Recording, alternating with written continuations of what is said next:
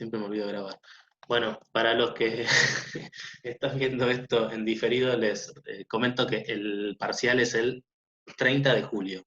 Fecha tentativa, después confirmo exactamente, pero en principio sería el 30 de julio. De la guía 5,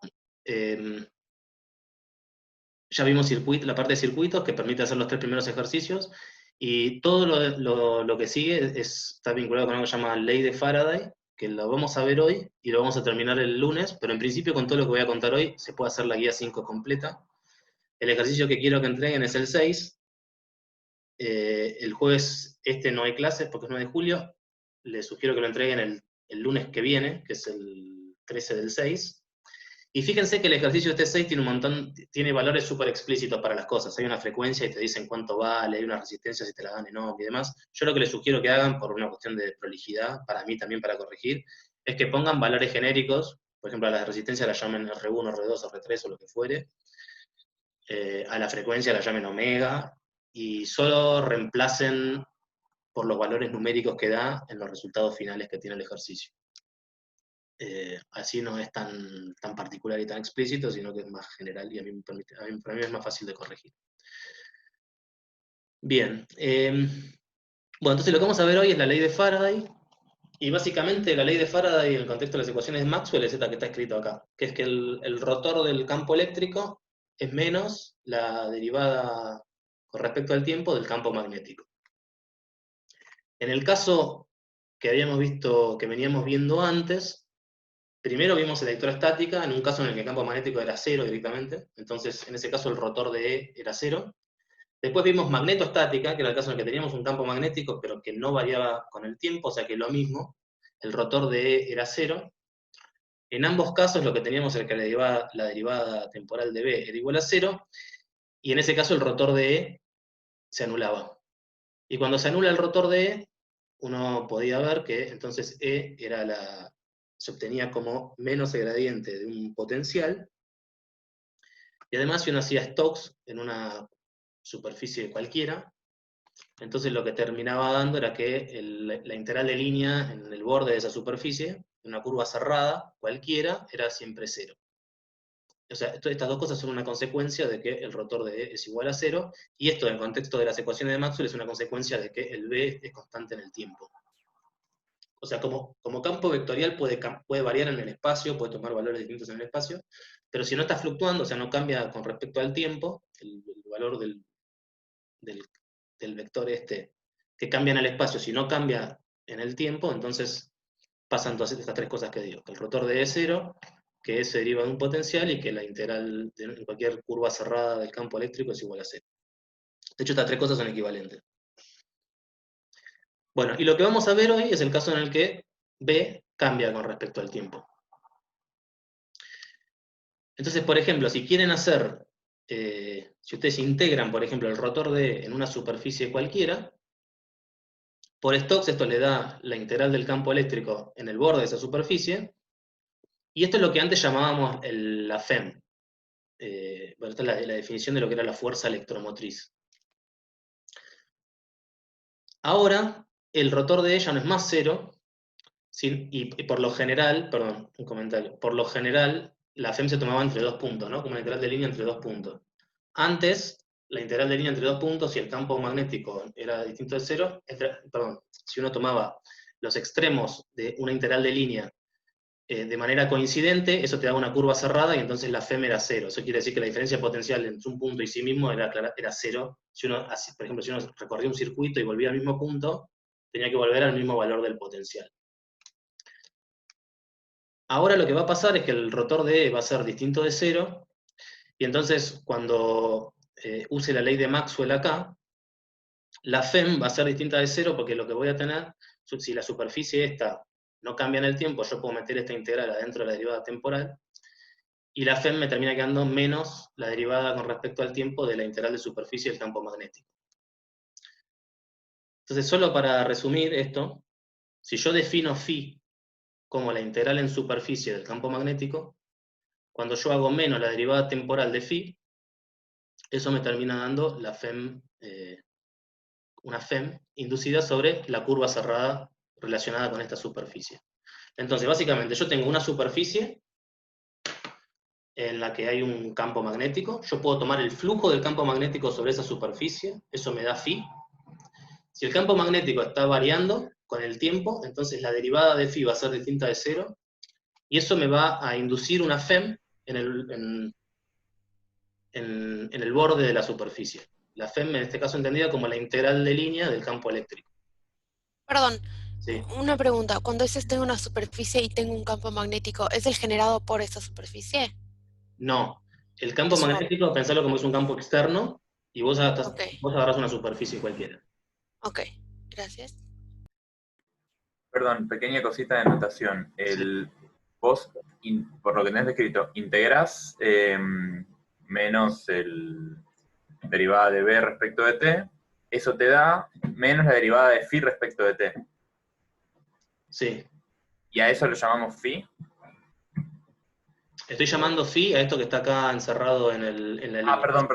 Eso es lo que llama phi. Sí, es la integral de b en la superficie. Sí, perfecto. Gracias. Bien. Entonces, por ejemplo, supongamos que yo tengo una espira, un hilo conductor cerrado, que tiene una cierta resistencia.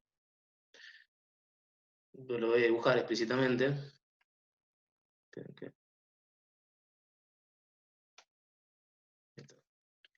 Si tengo un hilo cerrado, y en todo el espacio tengo un campo magnético B, en particular puedo tener, bueno, cuando yo hago la integral en una superficie que tiene esta espira como borde, voy a tener el phi, esto me va a dar la integral de B por ds, yo esto lo puedo calcular, si yo conozco cuál es la curva, puedo calcular cuál es el flujo a través de esa curva. Si el campo magnético está variando, entonces lo que va a pasar es que la derivada temporal de phi, de phi a dt, va a ser distinto de 0, entonces esto me va a inducir una FEM, y la FEM va a estar haciendo como, esta FEM se va a estar comportando como si esta espira tuviese una pila. Por supuesto que esa pila no está localizada, o sea, no es que estoy conectando físicamente la espira a una batería, sino que es como que el campo magnético me está haciendo de batería, que me genera una corriente que está dada también por esto, que es como la ley de Ohm. Entonces, básicamente, por tener un campo magnético, si este campo magnético está fluctuando,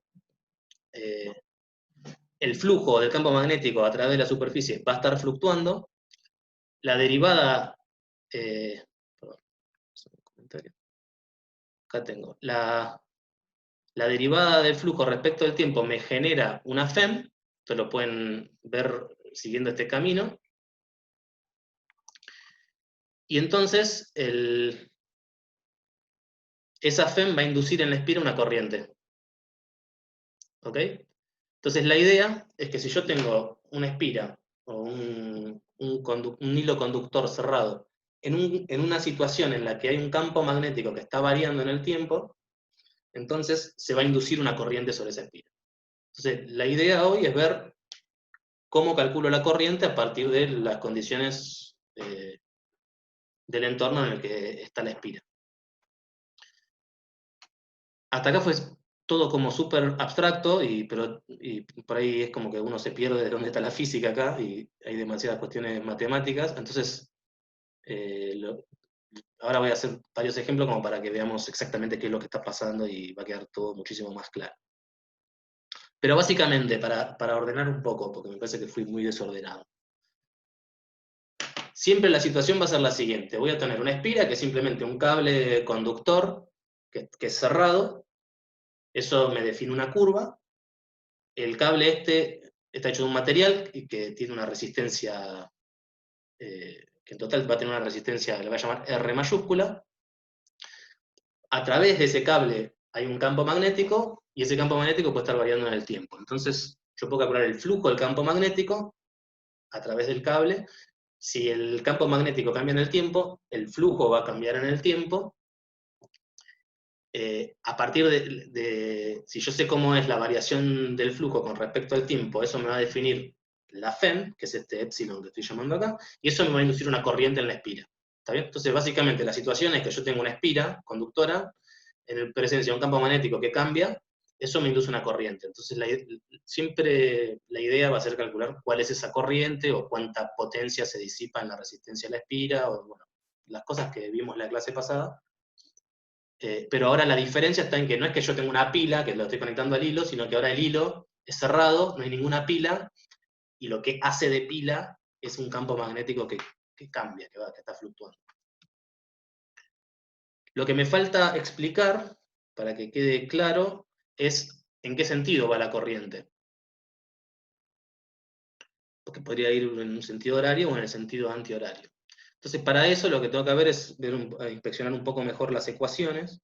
Entonces, supónganse que tengo la espira esta, y lo que tengo que hacer es orientar la superficie, ¿no? Si yo digo que el diferencial de superficie apunta en esta dirección de n-versor, en ese caso el diferencial de línea asociado por regla de mano derecha tiene que ir en el sentido antihorario. ¿Está bien? O sea, si ustedes el dedo pulgar lo apuntan en n-versor, los otros dedos van en este sentido, en el sentido antihorario.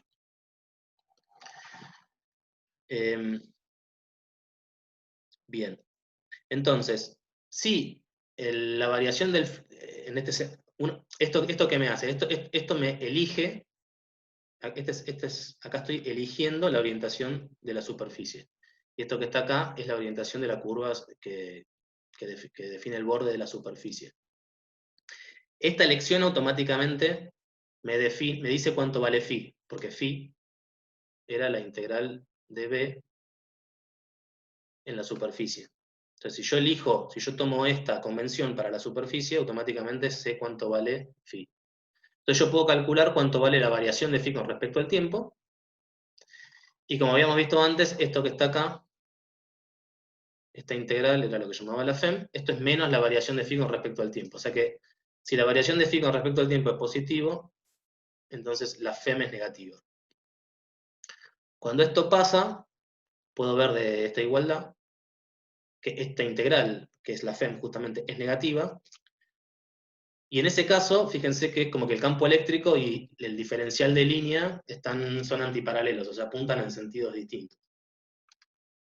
Entonces, y el campo eléctrico me dice en qué sentido va la corriente, ¿no? Porque la corriente está dada por cargas positivas en presencia de un campo eléctrico que se mueven en la dirección del campo eléctrico. Entonces, como el campo eléctrico está en el sentido contrario al diferencial de línea, cuando pasa esto, que la variación del flujo es positiva, entonces lo que va a terminar pasando es que la corriente va a ir en el sentido contrario de cómo orienté la curva.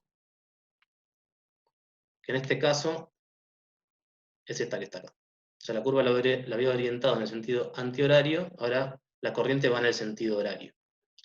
Esto, no sé si ustedes lo llaman igual, pero los físicos, cuando hay dos vectores que están en la misma dirección, pero en sentido contrario, los llamamos vectores antiparalelos.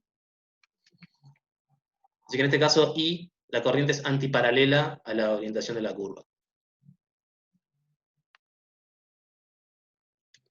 Bueno, si pasa lo contrario, es decir, que el flujo ahora está disminuyendo, en ese caso pasa lo contrario también con respecto a la corriente. La corriente va en el otro sentido.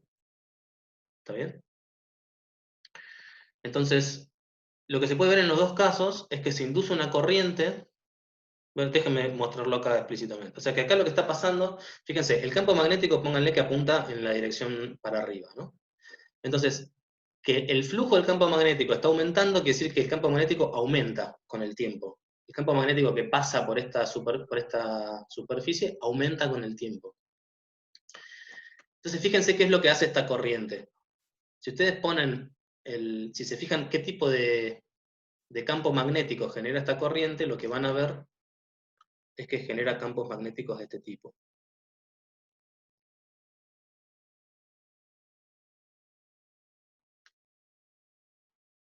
Esto, fíjense, traten de jugar con la regla de la mano derecha. Si ustedes apuntan el pulgar, si ustedes tienen el pulgar con la mano derecha orientando hacia allá, van a ver que sus dedos se meten para adentro.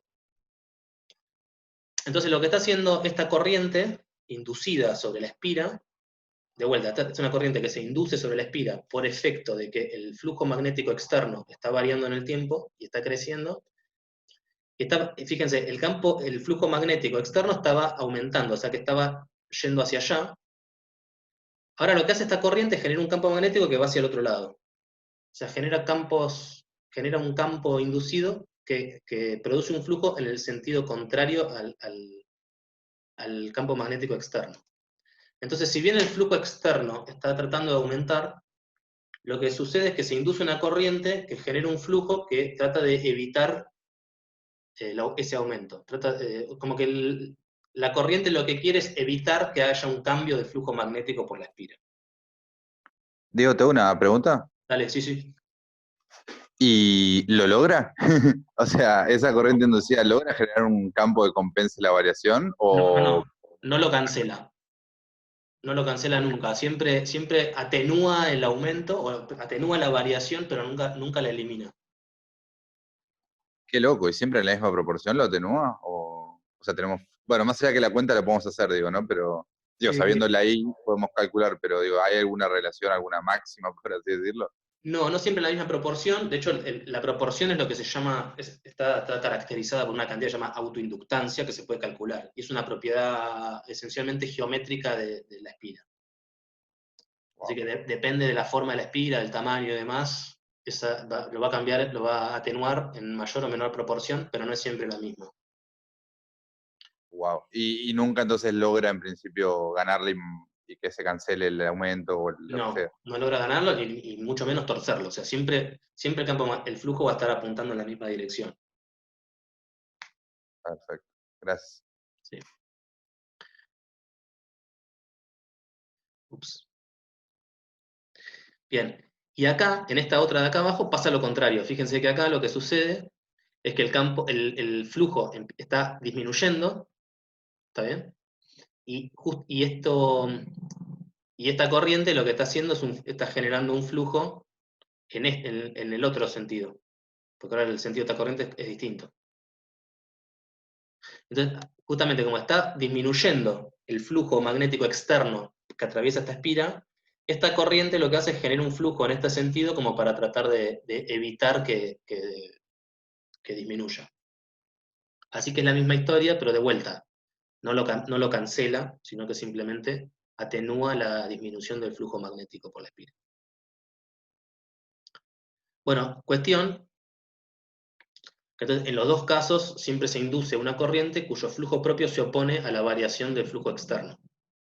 Entonces, siempre pasa lo mismo. Tengo una espira, tengo un campo magnético externo, ese campo magnético genera un flujo magnético a través de la espira. Si el campo cambia, el flujo cambia en el tiempo, y cuando cambia el flujo en el tiempo se induce en la espira una FEM, que a su vez me induce una corriente. Esa corriente tiene su propio campo magnético asociado, y ese campo magnético genera un flujo inducido. Entonces tengo dos flujos, uno que es el flujo del campo externo, y otro es el flujo de la corriente que se induce.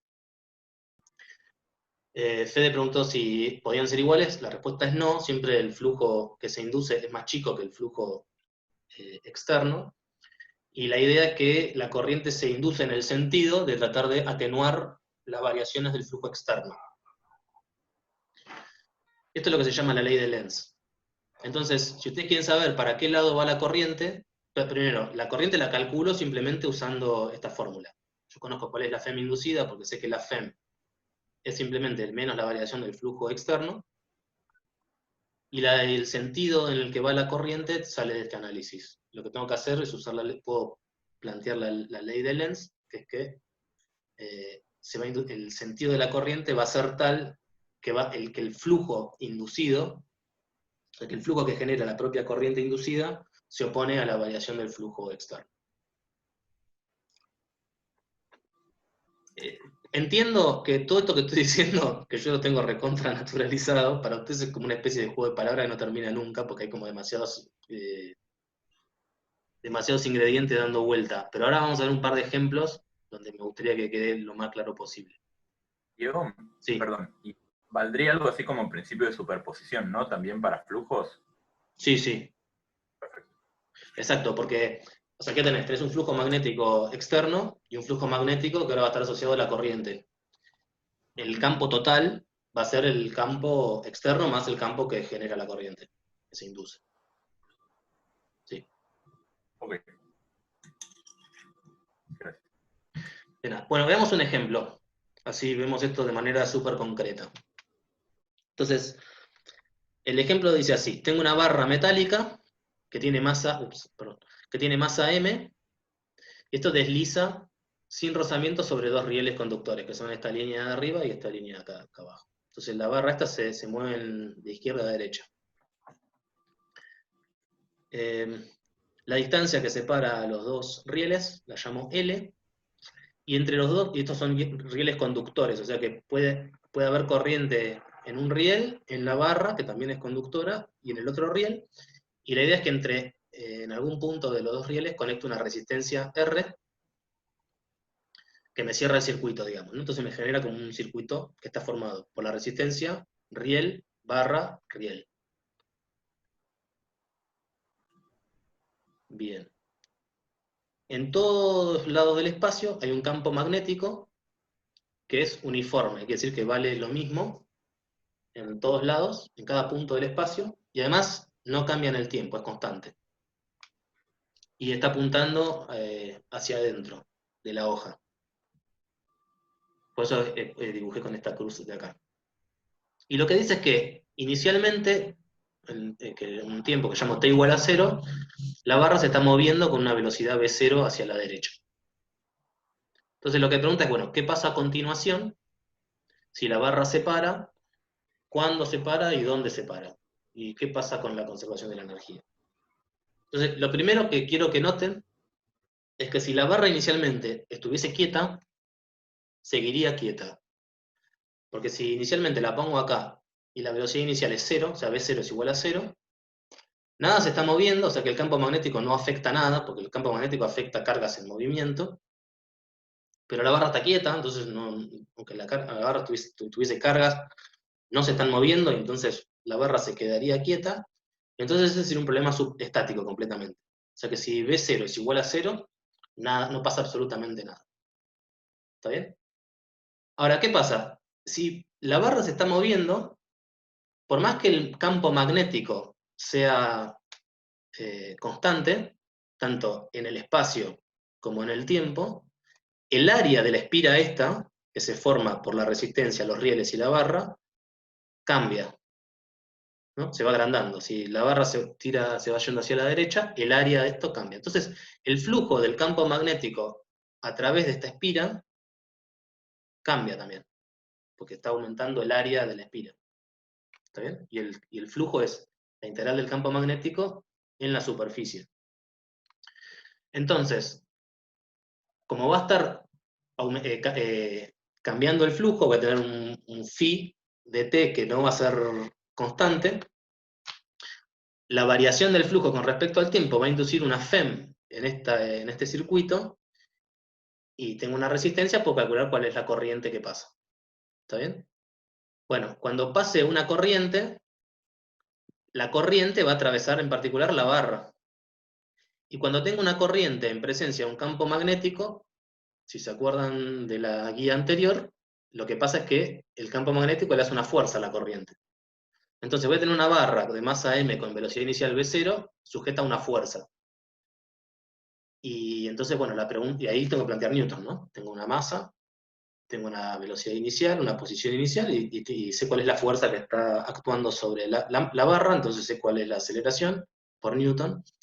Voy a llevar un sistema de ecuaciones diferenciales con la dirección esta, la dirección que va hacia la derecha,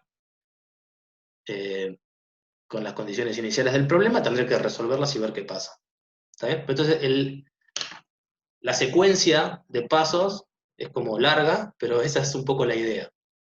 Como la barra se mueve, el flujo magnético a través de la espira cambia, eso me induce una FEM, la FEM genera una corriente, la corriente atraviesa la barra, y como la corriente está en un campo magnético, el campo magnético le va a hacer una fuerza a la barra, porque hay una corriente a través de la barra.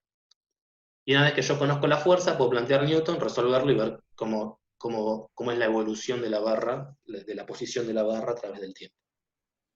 Perdóname. Sí. No me quedó claro cuál es el objetivo del ejercicio. O sea, ¿cuál sería la respuesta final? ¿La trayectoria? Bueno, hay muchas preguntas, ¿no? Pero bueno, Sí, veo que ¿O hay son esas 4 preguntas de una ahí? que es muy vaga, que es que suceda a continuación. Ok. Bueno, lo que sucede a continuación, sí, o sea, lo que hay que calcular es la trayectoria, ¿no? O sea, inicialmente la barra se mueve con velocidad v0, entonces lo que quieren que uno diga es, bueno, ¿cuánto vale v de t, la velocidad como función del tiempo, y cuál es la posición con respecto al tiempo? En particular quieren saber si la barra se frena en algún lugar, y bueno, si se frena, cuándo se frena y dónde se frena. ¿Está bien? Y además, fíjate que tiene una velocidad inicial, o sea que tiene una energía cinética inicial. Si se llegase a frenar, esa energía cinética se convierte en cero. Entonces pasas de energía cinética inicial a cero. Y entonces la pregunta es, bueno, ¿qué pasó con la energía? ¿Dónde fue a parar? Y la respuesta va a ser que se disipó en la resistencia. Pero bueno, ahora hacemos el ejercicio. Simplemente les hago un spoiler para que sepan hacia dónde vamos. Tengo energía cinética que se convierte en calor disipado en la resistencia. Bueno, vayamos por partes entonces. Lo primero que hago, como siempre, es elegir un sistema de referencia. ¿Está bien? Entonces yo voy a elegir uno en el que X apunta hacia la derecha, Y hacia arriba, Z sale de la hoja hacia nosotros, y en ese caso la velocidad está apuntando en la dirección X. Doy un valor puntual para B, o sea, B se metía para dentro de la hoja, así que va a estar apuntando en la dirección menos Z versor, porque Z versor apunta hacia nosotros, y va a tomar un valor constante, que es B0. Lo llamo B0. Y las condiciones iniciales de la barra son que a tiempo igual a 0 está en X igual a 0, o sea que la posición inicial de la barra la llamo X igual a 0, y la velocidad inicial de la barra es B0. Esto es el dato que me da el problema. Así que bueno, este es el setup del problema. Entonces lo que les decía es que fíjense que la resistencia, los rieles y la barra forman una espira, ¿no? Puede haber corriente a través de todas este circuito, porque los rieles son metálicos y pueden conducir, la barra es una barra conductora y la resistencia conduce. ¿Está bien? Entonces esto que está acá me forma este circuito, básicamente. Donde de hecho, la barra y los rieles me dice el problema, que son conductores que tienen resistencia despreciable. Entonces, fíjense que en este circuito tengo la resistencia y un cable. Y a diferencia de antes, no tengo una pila acá conectada. No tengo una batería, no tengo un dispositivo como el enchufe que en algún punto del cable me genera una diferencia de potencial. Sin embargo, lo que va a pasar es que se va a inducir una corriente por el hecho de que voy a tener una FEM inducida por la variación del flujo magnético. Y esa FEM no está localizada como si estuviese, como si fuese como si estaría localizada una pila, por ejemplo. Sino que es como una propiedad de la espira. Y eso me va a permitir calcular cuál es la corriente que atraviesa la espira. Entonces, bueno, la base mide d más x de t, porque yo estoy llamando a la distancia inicial entre la resistencia y la barra, la llamo d, no la escribí, pero bueno, la llamo d, y después esto va cambiando de tamaño porque la barra se está moviendo, ¿no? Entonces es d más la posición de donde está la barra, que inicialmente es 0. Y la altura es la distancia entre los rieles, que es L. ¿Está bien? Entonces tengo el campo magnético que apunta siempre en la dirección de Z versor, de menos Z versor, o sea que se mete para dentro de la hoja, y esta superficie que ahora la tengo que parametrizar como quiero. Entonces yo elijo parametrizarla de esta manera. El diferencial de superficie sale de la hoja, y el diferencial de línea, entonces tiene que ir en este sentido por regla de la mano derecha. Esto es una elección mía, o sea, esto de acá, a partir de ahora, es una elección mía. Yo podría haber tomado el diferencial de superficie para el otro lado, en ese caso, por regla de la mano derecha, el diferencial de línea iría para el otro lado. Con cualquiera de las dos selecciones tendría que llegar a algo que es consistente, si hago todo el análisis bien. Pero bien, en este caso, el diferencial de superficie yo lo tomo en la dirección de Z versor, y es simplemente dA en Z versor, y dA en este caso son coordenadas cartesianas, es de X de Y. Bien.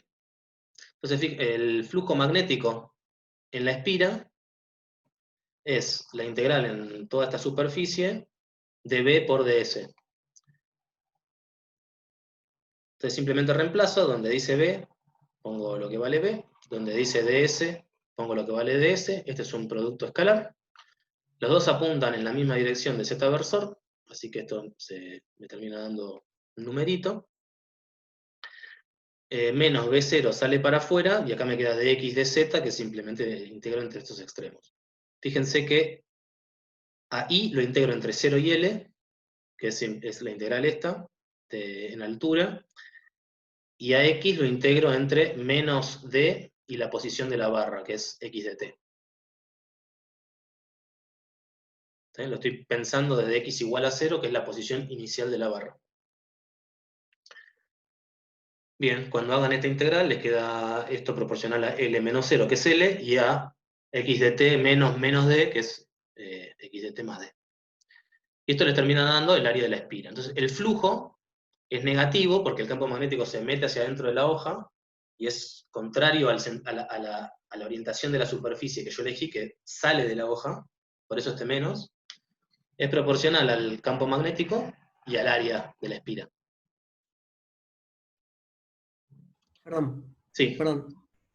¿Podés repetir de vuelta esa parte? Porque estaba pensando justo para dónde tenía que ir y mi Sí, mirá, pensamiento se superpuso con lo que decías. bueno, perdón, espera que te lo dibujo. El campo magnético va así. Sí. Y yo tomé a la superficie orientada en el sentido contrario. Entonces Ok, por eso el el producto menos, escalar claro. de estas dos cosas es negativo, porque tienen el ángulo que forman de 180 grados. Por eso este menos. Ok, Y después lo que pasa es que el campo magnético es uniforme en toda la superficie, y entonces lo que te queda es el campo magnético por el área de la superficie. bien, perfecto. ¿Está bien? Sí, sí. Bien. Entonces, este es el flujo del campo magnético a través de la superficie. La FEM que se induce en la espira está definida como menos la derivada temporal del flujo. Entonces lo único que hago es agarro esto y lo derivo con respecto al tiempo. Esta parte que tiene al D es constante, entonces lo único que me queda es B por L por X de T, con un menos que se cancela con el menos este que define la FEM. Entonces me termina quedando un más. Fíjense que inicialmente la velocidad en X es positiva, ¿no? Porque aumenta en la dirección X, o sea, D0 apunta en la dirección de X versor. Entonces, la FEM es positiva. Y cuando la FEM es positiva, entonces la corriente es paralela a la orientación de la curva. Esto, permítanme que suba a verlo donde estaba discutido. Acá. Si la FEM es positiva, la corriente es paralela a la orientación de la curva. Diego, ¿me permitís que te haga una pregunta sobre el menos que te apareció en la integral? Dale. ¿Este? ¿Cuál? Ese sí. Sí. O sea, uno está integrando el campo magnético sobre la superficie, que eso es, bueno, el flujo. Sí. Entonces, vos lo que decís es, ¿por quién reemplazo el campo magnético? Por lo que yo sé que es menos B0 por Z versor. Sí. Y entonces, ¿dónde está esto de los 180 grados? Ah, acá. Yo pensé que el menos salía para afuera por linealidad. Los 180 grados están acá, que este está en menos Z versor y este está en Z versor. Ah. Ok. ¿Está bien? Esto como, Sí, ok. como si piensas digamos, al producto escalar como proporcional al coseno del ángulo. Bueno, en este caso el ángulo son 180 grados. Está. Ok. Entonces te termina quedando el menos. Pero bueno, acá está escrito de manera explícita. Aquí te aparece el menos de manera explícita. Perfecto. Gracias. Bueno, entonces la corriente es paralela a la orientación de la curva. ¿Qué quiere decir eso? Yo tomé, de vuelta les recuerdo, tomé el diferencial de superficie para hacia nosotros, o sea que la orientación de la curva es así. Así que la corriente que se induce tiene este sentido, tiene el sentido antihorario. ¿Ok? Va en el mismo sentido que la orientación de la espira. Entonces fíjense que la corriente que se induce, solo para chequear, si ponen ahora el dedo pulgar en la dirección de la corriente, eso hace que esto genere un campo magnético que va en esta dirección. ¿No? Este es el campo magnético inducido. Se sale de la hoja. Si ustedes agarran el dedo pulgar y lo van recorriendo la corriente, van a ver que los otros dedos salen de la hoja. Y esto justamente lo que está haciendo es está induciendo un campo magnético que trata de cancelar la variación de flujo del campo externo, que va en la dirección contraria, que se mete adentro de la hoja. ¿Ok? Entonces, ya calculamos la FEM, entonces la corriente, que es simplemente la FEM dividida la resistencia, es esto que calculé, y tiende a frenar el cambio de flujo, o sea, induce una corriente, esta corriente va en este sentido, y esto tiene asociado un campo magnético, o sea, genera un campo magnético que va en la dirección de Z versor, ¿está bien? Que es este que está acá. Se sale de la hoja hacia nosotros.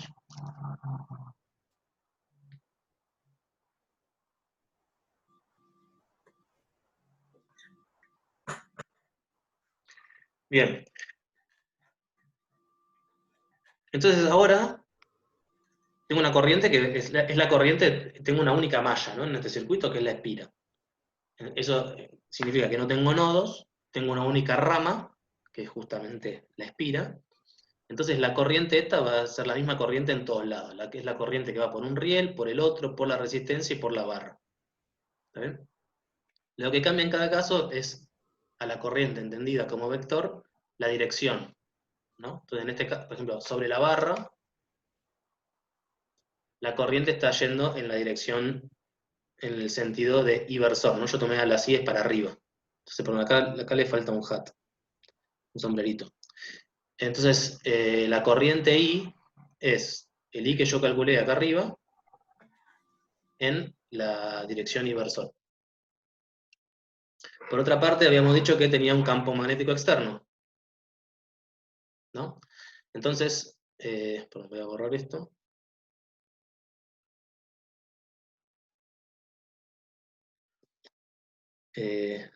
Bueno, la pregunta es, ¿cómo es que el campo magnético externo afecta a la corriente que está atravesando la barra? Entonces, ¿qué fuerza se genera sobre la barra por el hecho de que hay una corriente en presencia de un campo magnético externo? ¿Ok? Bien. Acá voy a estar despreciando, esto por ahí conviene aclararlo, en toda esta guía estoy despreciando el efecto del campo magnético propio de la corriente. Voy a estar asumiendo que ese campo magnético juega un rol menor respecto del campo magnético externo. ¿Está bien? Diego, perdón, eso te iba a preguntar si en la vida pasaba o si No, tipo se puede como... No, en la vida lo que pasa es que hay que considerar absolutamente todo. Esto que voy a hacer yo es una aproximación. De hecho, mira, por ejemplo, te voy a poner un ejemplo. Suponete que vos tenés, ponele, una espira y otra espira, ¿no? Y en esta vos haces circular una corriente que genera algún campo magnético. ¿Está bien? En este caso, el campo magnético va así. Entonces, va a haber líneas de campo magnético que van a atravesar a la otra espira. Entonces van a generar un flujo a través de esta espira, y entonces esta espira va a inducir una corriente que va a tratar de cancelar ese flujo. ¿Está bien? O sea que en este caso la corriente iría, creo que en el mismo sentido. Creo que en el mismo sentido. Hacia allá. Y inducida. ¿Está bien? Claro, Acá pasan varias cosas. Que la corriente inducida genera un campo magnético que a su vez va a empezar a pasar por la otra. ¿No? claro, sí. Y eso va a cambiar esta corriente, que va a cambiar el campo magnético, que va a pasar por esta, y eso va a haber un juego hasta que esa situación se termina como estabilizando y como convergiendo, digamos. Eso era mi pregunta. ¿Se repite hasta el infinito? ¿No? ¿Se estabiliza en un punto? Se estabiliza en un punto y hay una manera de describir la situación a partir de cosas que se llaman autoinductancias o inductancias mutuas. Son propiedades del sistema que te permiten conocer cómo son las corrientes, conociendo cómo son las variaciones del flujo, en general. En este caso vamos a considerar el caso más sencillo de todo, y digamos, todas estas correcciones son correcciones cada vez de orden inferior, digamos. Entonces nosotros lo que vamos a ver es el caso más sencillo, que es que esta que está acá genera un campo magnético y me fijo qué corriente induce sobre esto, y ya. Sería como el primer paso, digamos, o el orden 1 en lo que está diciendo. Exactamente, sí. Pero hay que tener en cuenta eso, que en realidad esto es una aproximación, que lo que pasa de hecho es que hay que tener en cuenta todo. Que Claro. por que se induce una corriente, hay un nuevo campo magnético, ese campo magnético puede estar afectando lo que produce al campo magnético original, y en ese caso, bueno, habrá que tenerlo en cuenta. Bien, gracias. Pero bueno, pero entonces, lo único que voy a considerar acá es el efecto del campo magnético externo sobre la corriente. Pero de nuevo, esto es una lección, o sea, y es simplemente por simplicidad, porque todos los ejercicios de la guía, de hecho, muchos lo dice explícitamente, que se desprecie el campo magnético generado por la corriente inducida. Bueno, habíamos visto que cuando teníamos un campo magnético y una corriente, la fuerza que actuaba sobre el hilo de corriente era esta que estaba acá, ¿no? Era la integral sobre la corriente del producto del diferencial de I, producto vectorial del campo magnético. Entonces, en este caso, ¿qué tengo? Que el diferencial de I es la corriente I, que es esencial, que la calculé, B0L por X punto sobre R, o sea, esto lo calculé recién. Está en la dirección de I versor, que acá de vuelta me olvidé el sombrerito. ¿Está bien? Por dl, que en este caso dl es el diferencial de línea, que es simplemente el diferencial I, es de I. ¿Ok? O sea que este es el DI sobre sobre la barra. Y después tengo el campo magnético externo, que como dije era menos B0 en Z versor. ¿Ok? Entonces, de vuelta, meto, esta es una integral sobre la barra, entonces tengo que integrar entre 0 y L, DI, producto vectorial, por B. Esto es una cosa muy fácil de hacer. Simplemente, bueno, nada, a ver, claro, nada depende de Y acá, así que cuando integre en I me va a agarrar el integrando y me va a multiplicar por una L. Y cuando tengo el I versor, producto vectorial, Z versor, van a ver que les queda en X versor. Como tengo este menos, me termina quedando este menos acá. Pero bueno, esto es una integral fácil, una función trivial. Lo único que hago es, hago el producto vectorial, esto me termina quedando en X versor, y de la integral el I se integra trivialmente y me termina quedando esto multiplicado por una L. Entonces, como acá tenía una L, acá me termina quedando un L cuadrado. Bien, entonces la fuerza, lo importante es eso, que la fuerza es algo que se opone al movimiento inicial. Porque X punto, entonces la velocidad inicial apuntaba en la dirección de X versor, o sea que X punto es positivo. Todo esto que está acá es positivo, o sea que tengo que la fuerza apunta en menos X versor. ¿Está bien? Y como se estaba moviendo originalmente en la dirección de X versor, la fuerza la está acelerando en el sentido contrario. O sea que lo que hace la fuerza es frenar a la barra. Se opone al movimiento inicial de la barra. Entonces, ahora lo que hago es simplemente planteo Newton, porque yo sé, digamos, yo tengo una barra de masa m, sé cuál es la fuerza que está actuando sobre la barra, conozco cuáles son las condiciones iniciales, vuelvo a la guía 1 de la materia, lo que planteo es simplemente Newton. La fuerza es igual a masa por aceleración, la planteo acá explícitamente en la dirección X, porque yo sé que la fuerza apunta solamente en la dirección X. Entonces me queda que masa por aceleración es igual a esto que está acá, y entonces lo copio directamente. Menos B0 cuadrado por L cuadrado sobre R por X punto. Y acá me queda escrita la ecuación diferencial, que tendré que resolver sujeta a las condiciones iniciales que tengo. Bueno, lo primero que hago es, a X punto lo llamo B, así me queda una ecuación de primer orden para la velocidad. A esta cantidad de acá la llamo 1 sobre tau, simplemente porque yo sé que esto tiene unidades de B sobre tiempo, así que esto que está acá tiene que tener unidades de 1 sobre tiempo, así que lo llamo 1 sobre tau. Esto va a ser un tiempo característico que va a jugar un papel, cuando analicemos la solución, va a jugar un papel interesante. Entonces básicamente B punto es menos una constante por B. Cuando integran esto, obviamente le da una exponencial.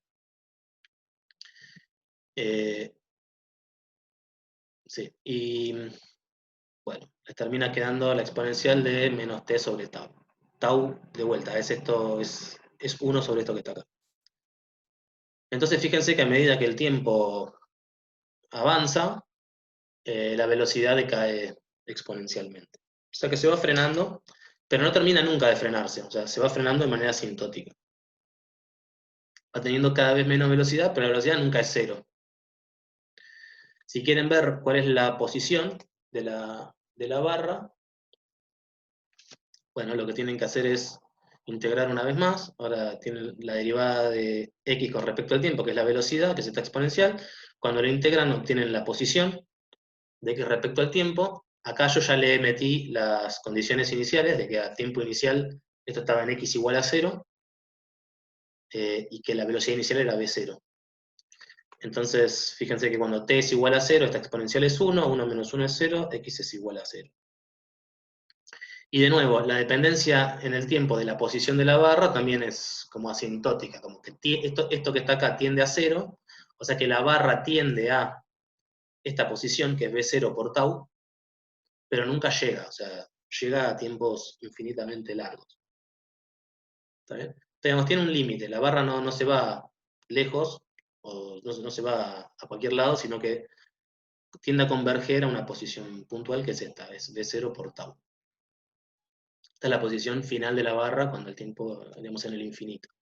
Entonces, esencialmente lo que vemos es que la barra empieza con una velocidad y después se frena. O sea, cuando pasa mucho tiempo, la barra de manera efectiva se frena, se queda quieta. Y sin embargo, si ustedes miran, inicialmente la barra tenía una energía que era energía cinética, porque tenía una velocidad. Y si se acuerdan, la energía cinética era m sobre 2 por v0 cuadrado. Entonces, la pregunta es qué pasó con esa energía, a dónde fue a parar. Y lo que pueden ver es que la disipó la resistencia.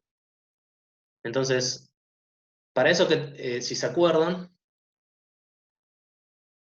cuando una corriente atravesaba una resistencia, uno podía calcular la potencia disipada por la resistencia, que era I por B.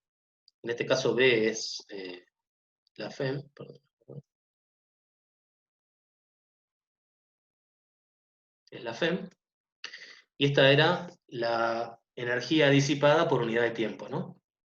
De modo que si esto si esto es constante y ustedes lo multiplican por una cierta cantidad de tiempo, les dice cuánta energía se disipó en ese tiempo. Bueno, cuando calculan la potencia disipada para este caso, lo que termina pasando es que, bueno, tienen que hacer I por E, y tanto la corriente como la FEM dependen de X punto que dependen de T. O sea que la potencia es una función del tiempo en este caso. Entonces no es que, si fuese constante sería simplemente energía dividido tiempo, pero en este caso, como es una función del tiempo, la potencia es la derivada de la energía disipada respecto del tiempo. Esto lo pueden calcular explícitamente porque saben cuánto vale X punto. O sea, en otras palabras, saben exactamente cuánto vale esto como función del tiempo. Saben cuánto vale I y cuánto vale E. Entonces, cuando lo meten acá adentro, terminan llegando a, bueno, esta cantidad. Acá reemplacé estas constantes por lo que antes yo llamé tau. Fíjense que esto tiene la pinta de como una especie de energía cinética. Esta es la derivada de la energía disipada en función del tiempo. Y si quieren saber cuál es la energía total que se disipó hasta que se frenó por completo, lo que tienen que hacer es integrar la potencia en el tiempo, bueno, en particular, entre 0 e infinito, que es el punto en el que se frena la barra. Y cuando hacen eso, bueno, esto es una integral de una exponencial, es bastante trivial, esto se lo dejo para que después lo miren. Y les termina quedando que la energía disipada en la resistencia es m sobre 2 por v0 cuadrado, que es exactamente la energía inicial que tenía. ¿Está bien? Entonces, empecé con una energía inicial y lo terminé disipando en forma de calor en la resistencia. Eso es como convertir energía mecánica en energía, en calor, digamos. Pues pueden pensar a este dispositivo como si fuese una estufa o algo así. Si tienen, por ejemplo, si tuviesen, por ejemplo, que hubiese algún mecanismo que esté moviendo la barra, por ejemplo agua, que estuviese empujando la barra, eso automáticamente podría estar generando una corriente por la variación de flujo adentro de la espira y entonces la resistencia podría estar generando calor. ¿Está bien? Entonces es una manera de convertir energía de una forma en otra. Pero bueno, esta parte de la discusión es simplemente para que vean qué es lo que pasó con la energía, pero lo que es importante y que lo que tiene que ver con la ley de Faraday estrictamente es esto que les comentaba acá arriba. Entonces, solo para repasar, el problema tiene dos partes.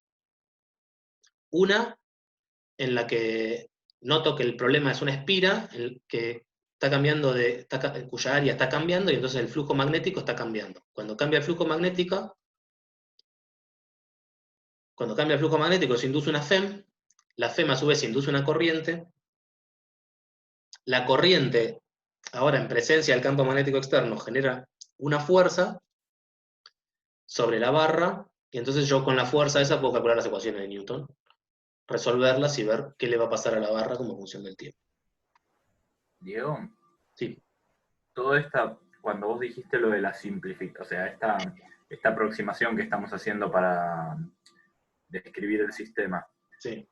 básicamente aparece cuando o sea, en lo que conecta el paso 1 con el paso 2, ¿no? O sea, llegamos a la expresión anterior y decimos, o sea, que es la expresión del campo inducido, perdón, de la corriente inducida, y ahí, en vez de decir, y esa corriente molesta a la otra, digo, bueno, me quedo con esa corriente y sigo. ¿Está bien? Sí, no, perdón, no. Digamos, Okay. a ver. No, esto era simplemente para mencionar que si acá se induce una corriente, esa corriente podría estar afectando a la fuente que genera este campo externo. Sí. Ahora, fíjate que esta corriente genera su propio campo magnético, ¿no? Sí. Sin embargo, cuando vos querés ver la fuerza que un campo magnético le hace a una corriente, lo que tenés que hacer es calcular, acá no estoy usando ninguna aproximación, este B es el B externo de la corriente. Ok. Acordate que esto es lo mismo que antes cuando nosotros separábamos las fuentes de las pruebas, o sea, por ejemplo, antes tenías, por ejemplo, cargas que generaban un campo eléctrico y vos después tenías cargas de prueba que sentían ese campo eléctrico. Sí. Bueno, acá pasa lo mismo, acá tenés un campo eléctrico, un campo magnético externo y tenés una corriente. Para calcular la fuerza sobre esa corriente, mirás solo el campo externo, no mirás el campo que genera esa corriente. Perfecto. ¿Está bien? O sea que acá no estoy usando ninguna aproximación, lo que sí estoy diciendo es que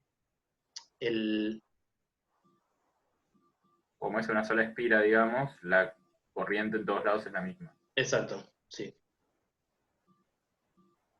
Ok.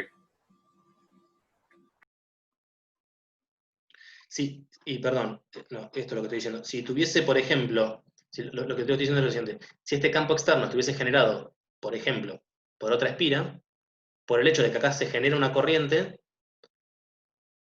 el campo magnético que genera esta corriente inducida podría estar atravesando la otra espira que genera este campo externo, induciendo una corriente sobre la otra espira y modificando este campo externo. Entonces se termina haciendo un juego en el que una corriente se empieza a hablar con la otra y cada una empieza a hacer flujo sobre las espiras que generan los campos magnéticos. Bueno, eso en un momento llega a una situación estable, digamos, pero no estoy despreciando todo este tipo de efectos acá. Simplemente Ok. pienso que tengo un campo magnético externo que está fijo ahí, generado por lo que fuere, y completamente inalterado por la presencia de esta corriente. A eso quería llegar. Esa corriente genera un campo magnético, pero ese campo magnético no va a afectar al externo. No, Perfecto. para nada. Gracias. Diego, perdón, ¿te hago otra pregunta? Sí, Es una pregunta medio tonta, pero para dejarlo claro, sí. si la espira, o sea, si no es una espira, si no está cerrada la parte conductora, los cambios de flujo no generan ningún tipo de corriente, ¿no? ¿O sí? Déjame pensar, si la espira no estuviese cerrada, ¿sí? Sino que está abierto. Claro. Sé que es medio tonto porque lo empezamos definiendo a partir justamente de una integral de superficie, una curva cerrada, qué sé yo, pero no sé, me resulta tan intuitivo que tipo, si yo tengo algo bastante parecido a una espira cerrada, pero no está cerrada, no pase nada, no sé. Claro, lo que ¿Se pasa es que, entiende? bueno, tendría que pensarlo, pero todo este análisis dejaría de valer, porque acá estoy usando stocks para una superficie con borde. Claro, claro. O sea, a ver, déjame pensar un poco, pero lo tendría que pensar. Digamos, ¿dónde lo estoy usando?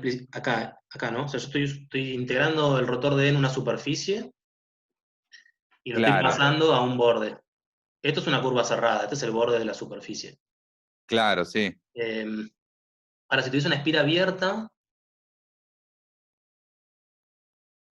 tendría que pensar un poco, no lo veo tan directo. Ah, no es tan claro. Ok, ok, ok. Yo no lo veo tan Eh, claro. No sé, Saya, si vos porque, tenés un poco más de intuición con respecto a esto. Yo creo que, o sea, no circularía corriente durante un instante, después llegaría a una configuración estable y se quedaría ahí quieto muy rápido, me parece, pero no sé cuál sería esa configuración estable. Claro, lo que puede pasar, porque de hecho, si tenés un cable que no está cerrado, si vos claro, tenés sí, corriente, eso genera acumulación de carga. Entonces lo que podría suceder es que se acumulen cargas en los extremos, generando un campo eléctrico de algún tipo. vos si ponele si le muevo un imán cerca, digamos. Claro, quizás pase algo así. Sí, no lo veo tan directo, pero es posible que pase algo así. Pero nada mucho más emocionante, digamos. O sea, se podrían acumular cargas en algún extremo y termino ahí. Sí, termina ahí, porque si lo tenés abierto no puede haber corriente indefinida, porque corriente es flujo digamos, es flujo de carga, ¿no? Si, la- Claro, sí. si se termina el hilo, la carga no tiene dónde ir, se te empieza a acumular en la punta. Y si se empieza a acumular Ok, carga, pero eso genera campos eléctricos. lo podría circular hasta que llegue al final, digamos. Claro, en algún momento yo me imagino que esa situación se estabiliza y el hecho de que la acumulación de carga genere un campo eléctrico termina compensando algún efecto del campo magnético, pero bueno, no sé, tendría que pensar y ver cómo hacer la cuenta. Ok, Pero digamos, ok, acá estoy igual. mirando curvas cerradas. Sí. No, preguntaba eso para saber en líneas generales si los movimientos siempre afectaban a los conductores, solo que por ahí en estos casos era más interesante, digamos. Claro. En los casos estos cerrados. Claro. Gracias.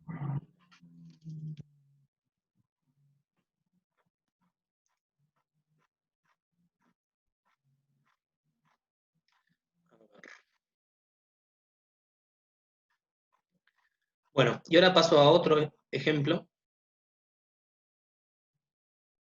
que tiene la misma idea, pero lo que genera la variación de flujo en este caso no es un movimiento, sino que es que el campo magnético depende del tiempo explícitamente. Entonces, bueno, déjenme mostrarles cómo es el problema. Entonces, la idea es que tengo un solenoide grande, que lo llamo B mayúscula, que tiene radio RB, una altura HB y tiene NB vueltas por unidad de longitud. ¿Eso qué quiere decir? Que yo pienso que la corriente superficial que está en este solenoide yendo en la dirección angular es generada por un cable que está siendo enrollado en este solenoide grande y se enrolla NB veces en esta altura HB. Entonces, el NB chiquitito es la cantidad de vueltas por unidad de longitud, esto simplemente es la cantidad de veces que ese cable se enrolla en todo el solenoide dividido la longitud del solenoide. ¿Ok?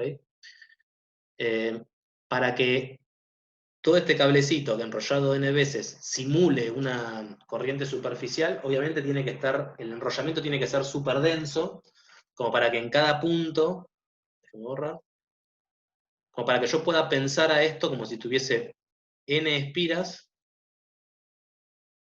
suficientemente pegadas como para que en cada punto me genera siempre una corriente en esta dirección. Entonces yo todo esto lo aproximo por una corriente superficial en la dirección angular. ¿Está bien? Entonces, bueno, este NB chiquitito que me dice acá, ¿dónde está? Acá, es la cantidad de vueltas por unidad de longitud. La cantidad de vueltas en todo el solenoide lo llamo NB mayúscula y la longitud es H sub B. Y por este cablecito circula una corriente I sub B. ¿Ok? Si uno quisiera, por ejemplo, ver cuánto vale el G, si uno quiere suponer que esto lo quiero reemplazar por una corriente superficial, entonces en este caso el G es simplemente NB por I, que es la corriente por el cable este, en phi versor. ¿Ok? Phi es la dirección angular. Bien.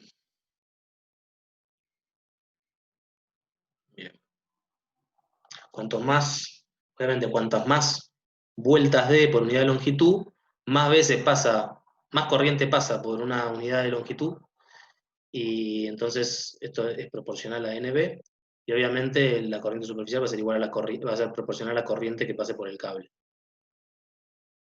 Bueno, esto es exactamente lo que calculamos la vez pasada. Bien, y la idea es que en el centro, exactamente en el centro, hay otro solenoide que tiene las mismas características, pero ahora lo llamo A, solenoide A, y está el que es muchísimo más chiquito que el de afuera, y entonces el radio del de adentro es mucho menor que el radio de afuera, y la altura del de adentro es mucho menor que la altura del de afuera. Entonces es un solenoide súper chiquitito que está ahí adentro. Bueno, entonces lo que dice es que si la resistencia del cable que está enrollado en el solenoide de adentro vale R, ¿cuánto es la corriente que se induce adentro en función de la corriente que pasa por el de afuera? Entonces, ¿qué nos está pidiendo? Por afuera tengo un cable enrollado en un cilindro que forma un solenoide. Yo esa corriente, que la llamo IB, que se lo voy a escribir para que quede claro, IB es la corriente que pasa por el cable este de acá afuera. Yo esa la puedo controlar. Puedo hacer que sea una función del tiempo. Yo tengo acá una perilla que me va diciendo cuánto vale IB. Como tengo una corriente en este hilo, esto me va a generar adentro un campo magnético, ¿no? Si se ponen a jugar un poco con la regla de la mano derecha, una corriente en esta dirección genera un campo magnético que hace una cosa así, genera líneas de este tipo. Pero digamos, adentro tiene un campo magnético que apunta hacia arriba. En particular, el campo magnético de un solenoide en el eje, un solenoide infinito en el eje, nosotros lo vimos. Lo tengo escrito acá, déjenme ver. En la práctica del día 25 del 6, en la página K. Si van, ahora lo vamos a repasar, pero nosotros calculamos cuánto valía el campo magnético de un solenoide justo sobre el eje, y pueden ver que era algo que apuntaba en la dirección Z, ¿sí? O sea, en la dirección que iba para arriba. Ahora, ese campo magnético es proporcional a IB. Si yo a IB lo aumento, el campo magnético aumenta. ¿Está bien? Y si lo disminuyo, disminuye. Y fíjense que por el solenoide este chiquitito va a haber un flujo de campo magnético, que es el campo magnético que genera la corriente de afuera. Entonces, si yo la corriente la estoy aumentando, ese flujo va a estar aumentando y eso va a inducir una FEM. ¿Está bien? Y esa FEM va a inducir una corriente sobre el solenoide de adentro. Porque el solenoide de adentro tiene como un montón de espiritas que lo forman. Entonces, en este caso, es distinto que el anterior, porque en el caso anterior, el flujo del campo magnético que atravesaba a la espira tenía que ver con que la espira estaba aumentando de área, en el caso de que el campo magnético era constante.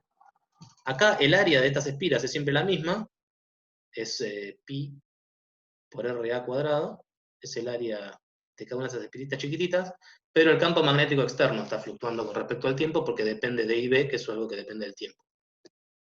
¿Se entiende? Entonces, el flujo cambia en un caso y en otro por cuestiones distintas, pero cambia en los dos casos. Si yo le permito a la corriente del solenoide externo depender del tiempo, el flujo a través del solenoide interior va a estar cambiando, también va a ser una función del tiempo.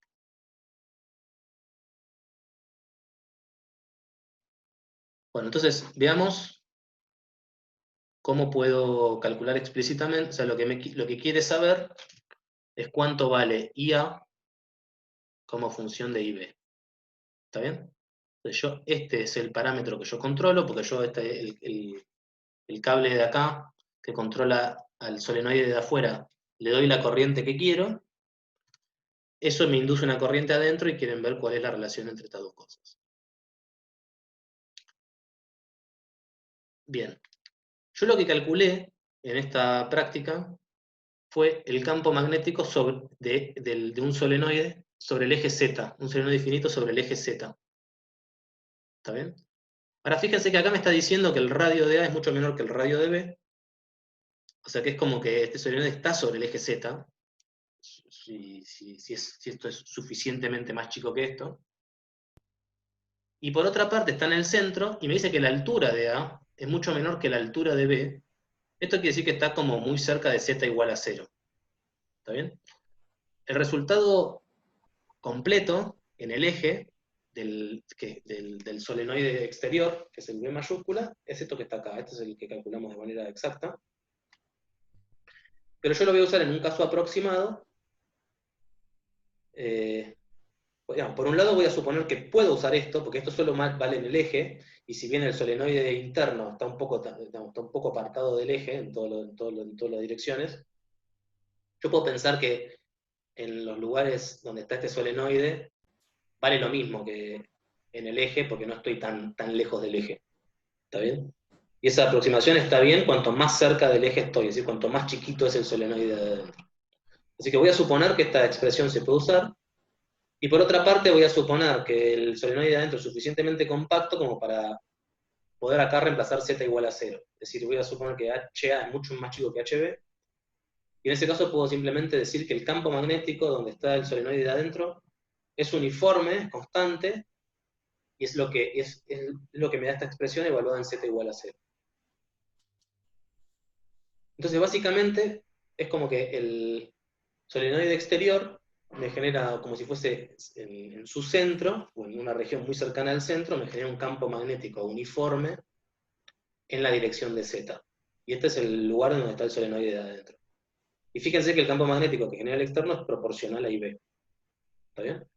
Este IB es la corriente del solenoide externo, yo la puedo ir cambiando. O sea que esto IB es una función del tiempo, o sea que el campo magnético va a ser una función del tiempo, y entonces el flujo del campo magnético a través del solenoide interior puede cambiar.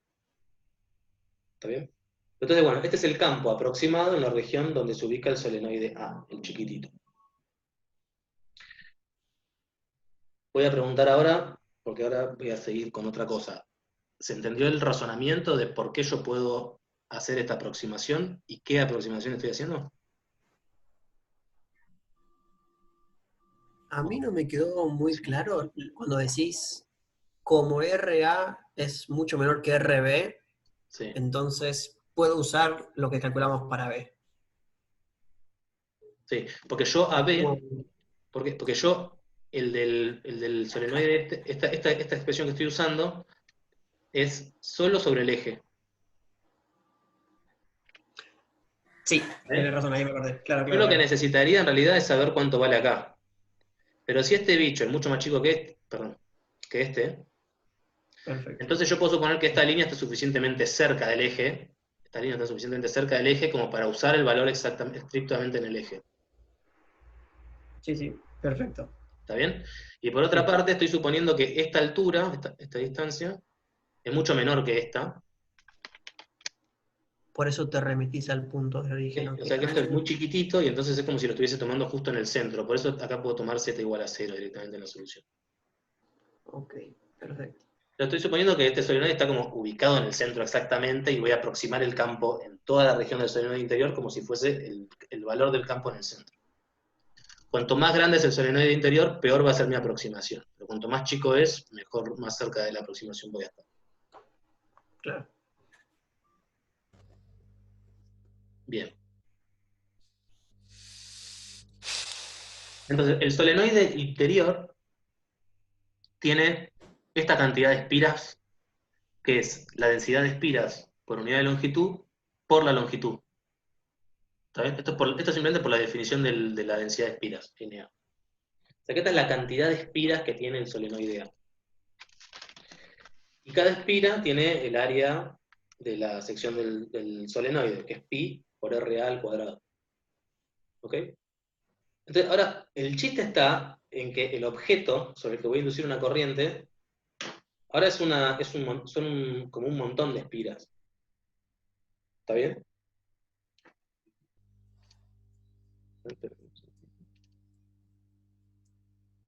Sí. Entonces, el flujo magnético sobre el solenoide, ahora en realidad va a ser como la suma de los flujos de cada espira que lo compone. ¿Está bien? Entonces, lo primero que hago es calculo el flujo magnético sobre cada espira y después me fijo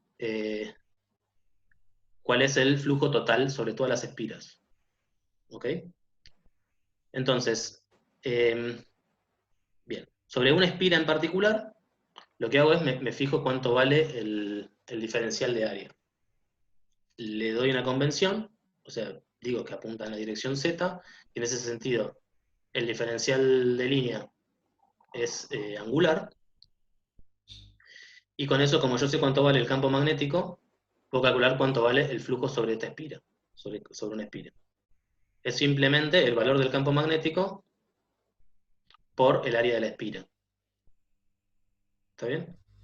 Pero el flujo total sobre el solenoide interior completo es la suma de los flujos, porque en realidad el solenoide interior no es una secuencia de espiras independientes, sino que están todas unidas, digamos, ¿no? Como que atraviesa, como que el campo magnético externo atraviesa un montón de veces, porque tengo un montón de espiras. Entonces tengo que hacer el flujo sobre cada espira por la cantidad de espiras. ¿Ok? Y en ese caso, simplemente agarrar esta expresión de acá arriba, multiplicarlo por la cantidad de espiras, y de vuelta es un número multiplicado por otro número. Y este es el flujo total que atraviesa el solenoide interior. Una vez que tengo el flujo, fíjense que todo acá es constante, salvo la corriente externa, que es una función del tiempo. Esto es lo que yo puedo ir tuneando, ¿no? Yo lo puedo ir cambiando como yo quiera. Y la FEM inducida sobre el solenoide interior es menos la derivada del flujo con respecto al tiempo, y lo único que es afectada por esta derivada es la corriente externa del flujo del solenoide exterior. Entonces esto me termina quedando proporcional a la corriente exterior derivada con respecto al tiempo. Ahora, esta FEM inducida se vincula con la corriente interna dividiéndola por la resistencia, ¿no? Entonces, como ya conozco cuánto vale la FEM, divido por la resistencia y puedo calcular cuánto vale la corriente interna como función de la corriente externa, que es lo que me pedía el ejercicio.